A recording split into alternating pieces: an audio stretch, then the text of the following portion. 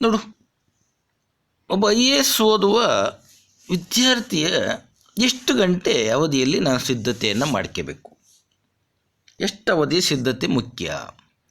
ನಮ್ಮಲ್ಲಿ ಬಹುತೇಕ ಮಂದಿಗೆ ಇಂತಹ ದೊಡ್ಡ ಪ್ರಮಾಣದ ಹುದ್ದೆ ಬೇಕು, ಆದರೆ ಅದಕ್ಕೆ ತಕ್ಕಷ್ಟು ಸಿದ್ಧತೆ ಮಾಡಿಕೊಳ್ಳುವ ತಾಳ್ಮೆ ಅವರಲ್ಲಿರುವುದಿಲ್ಲ ಅಲ್ವಾ? ಯಾಕೆಂದರೆ ನಾವು ಒಂದು ಸಾಮಾನ್ಯ ಪದವಿ ಪಡೆಯಲು 3 ವರ್ಷಗಳ ಕಾಲ ಅಭ್ಯಾಸ ಮಾಡ್ತೇವೆ. ಆದರೆ ರಾಷ್ಟ್ರ ಮಟ್ಟದಲ್ಲಿ ನಮ್ಮ ಬದುಕನ್ನು ಬೆಳಗಬಲ್ಲ ಹಿರಿದಾದ ಹುದ್ದೆಗೆ ಸಿದ್ಧತೆ ಮಾಡಿಕೊಳ್ಳುವಲ್ಲಿ ಜಿಪುಣತನ ಮಾಡುವುದು ಉಚಿತ ಅಲ್ಲ. ಅದು ಬಹಳ ಮುಖ್ಯ. ಈಗ ಉದಾಹರಣೆ 18 ವಿಷಯ ವಸ್ತುಗಳಿದ್ದಾವೆ. ಪರೀಕ್ಷೆಯಲ್ಲಿ ಯಶಸ್ಸು ಪಡೆಯಬೇಕಾದ್ರೆ ಅಷ್ಟು ವಿಷಯಗಳಲ್ಲಿ ವಸ್ತುನಿಷ್ಠತೆ ಗಳಿಸುವುದು ಅನಿವಾರ್ಯ. ಈಗ ಈ ಭಾರತ ಸಂವಿಧಾನವು ಕೂಡ ಒಂದು ಪಠ್ಯ. ಇದಕ್ಕೆ ಎಷ್ಟು ದಿನಗಳ ಅಧ್ಯಯನ ಸಕ್ರಮವೆನಿಸುತ್ತದೆ ಎಂದು ವಿಶ್ಲೇಷಿಸಿಕೊಂಡ್ರೆ, ನಮ್ಮ ಸಂವಿಧಾನವನ್ನು ರಚಿಸಲು 2 ವರ್ಷ 11 ತಿಂಗಳು 18 ದಿವಸಗಳು ಗಟ್ಟಿಸಿವೆ. ಅದನ್ನು ರಚಿಸಬೇಕಾದರೆ ಇಷ್ಟು ಸಮಯ ಹಿಡಿದ ಮೇಲೆ ಅದನ್ನು ಅನುಕ್ರಮವಾಗಿ ಅರ್ಥೈಸಿಕೊಳ್ಳಲು ಇನ್ನೂ 1 ವರ್ಷ ಹೆಚ್ಚು ಕಾಲ ಬೇಕಾಗಬಹುದು. ಅಂದರೆ ಹತ್ತಿರ 4 ವರ್ಷಗಳು. ಒಟ್ಟಾರೆ 18 × 4 72 ವರ್ಷಗಳು.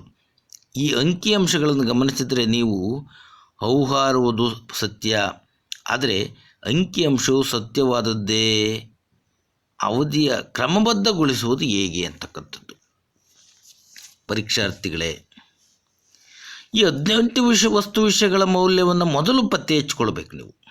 ಅಂದರೆ 18 ವಿಷಯಗಳಲ್ಲಿ ವಿಜ್ಞಾನದ ವಿಷಯಕ್ಕೆ ಎಷ್ಟು ಮಹತ್ವ ನೀಡಬೇಕು, ಅರ್ಥಶಾಸ್ತ್ರಕ್ಕೆ ಎಷ್ಟು ಮಹತ್ವವನ್ನು ನೀಡಬೇಕು, ಆ ಅರ್ಥಶಾಸ್ತ್ರದಲ್ಲಿ ಎಷ್ಟು ಪ್ರಮುಖವಾಗ್ತವೆ, ಮೆಂಟಲ್ ಎಬಿಲಿಟಿಗೆ ಎಷ್ಟು ಪ್ರಾತಿನಿಧ್ಯತೆ ದೊರೆಯಬಹುದು ಅಂತಕ್ಕಂಥ ಸೂಕ್ಷ್ಮ ನೆಲೆಗಟ್ಟುಗಳನ್ನು ನೀವು ಪತ್ತೆ ಹಚ್ಕೋಬೇಕು. ಪ್ರಾತಿನಿಧ್ಯ ಪತ್ತೆ ಹಚ್ಚಿಕೊಳ್ಳುವುದು ಹೇಗೆ ಅನ್ನೋ ಪ್ರಶ್ನೆ ಉದ್ಭವಿಸ್ತದೆ. ಈ ಬಾರಿ ಈ ಪರೀಕ್ಷೆಯಲ್ಲಿ ಯಾವ ವಿಷಯಕ್ಕೆ ಸಂಬಂಧಪಟ್ಟಂಥ ಹೆಚ್ಚು ಪ್ರಶ್ನೆಗಳನ್ನು ಸಂರಚಿಸುತ್ತಾರೆ ಎಂದು ಕನಸು ಕಾಣಲು ಸಾಧ್ಯ ಅಲ್ಲ. ಶಾಸ್ತ್ರ ಕೇಳಲು ಸಾಧ್ಯವಿಲ್ಲ ಆದರೆ ಇಂದಿನ ಪ್ರಶ್ನೆ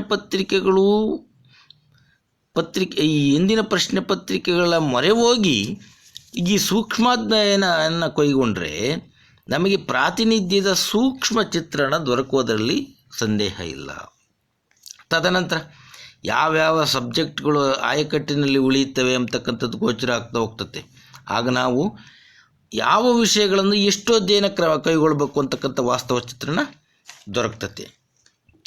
ಉದಾಹರಣೆ, ನಾನೊಬ್ಬ ಸಂವಿಧಾನದ ತರಬೇತುದಾರನಾಗಿ ಅಥವಾ ಸಾಹಿತ್ಯದ ತರಬೇತುದಾರನಾಗಿ ಚರಿತ್ರೆಯ ತರಬೇತುದಾರನಾಗಿ ಹೇಳುವುದಾದರೆ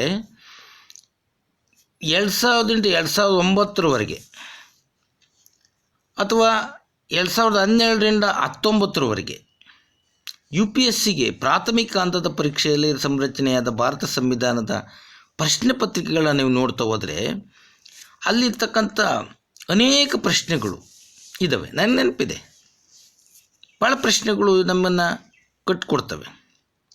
2002 16 ಪ್ರಶ್ನೆಗಳು ಸಂವಿಧಾನದ ಬಗ್ಗೆ, 2003 17 ಪ್ರಶ್ನೆಗಳು, 2004 18 ಪ್ರಶ್ನೆಗಳು.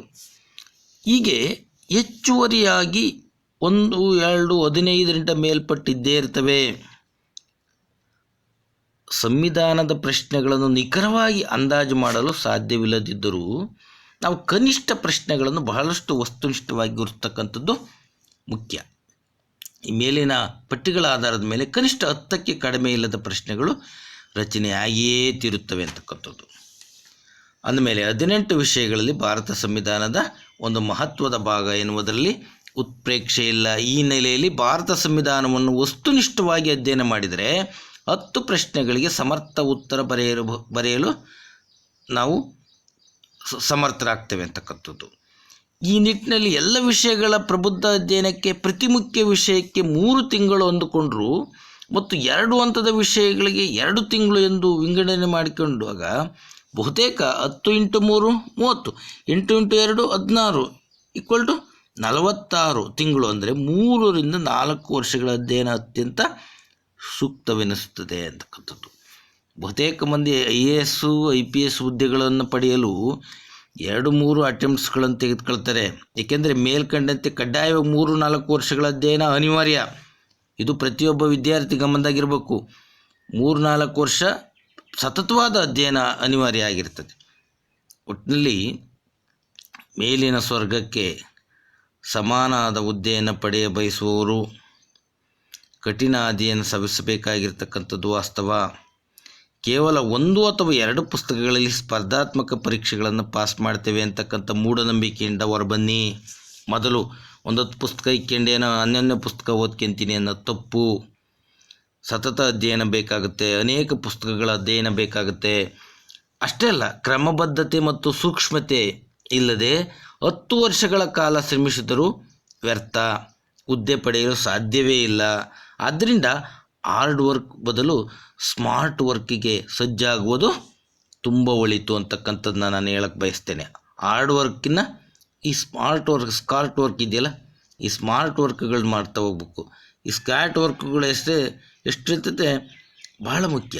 ಅದು ಪಠ್ಯಪುಸ್ತಕಗಳು ಸೇರಿರ್ತದೆ, ದಿನನಿತ್ಯ ಪತ್ರಿಕೆಗಳು ಸೇರುತ್ತೆ, ಎಲ್ಲ ವಿಷಯಗಳ ಜ್ಞಾನಗಳು ಇದರಲ್ಲಿ ಸೇರ್ತಾ ಹೋಗುತ್ತೆ ಅಂತಕ್ಕಂಥದ್ದನ್ನ ನಾನು ಹೇಳಕ್ಕೆ ಬಯಸ್ತಾ ಹೋಗ್ತೇನೆ ಅಂತಕ್ಕಂಥದ್ದು.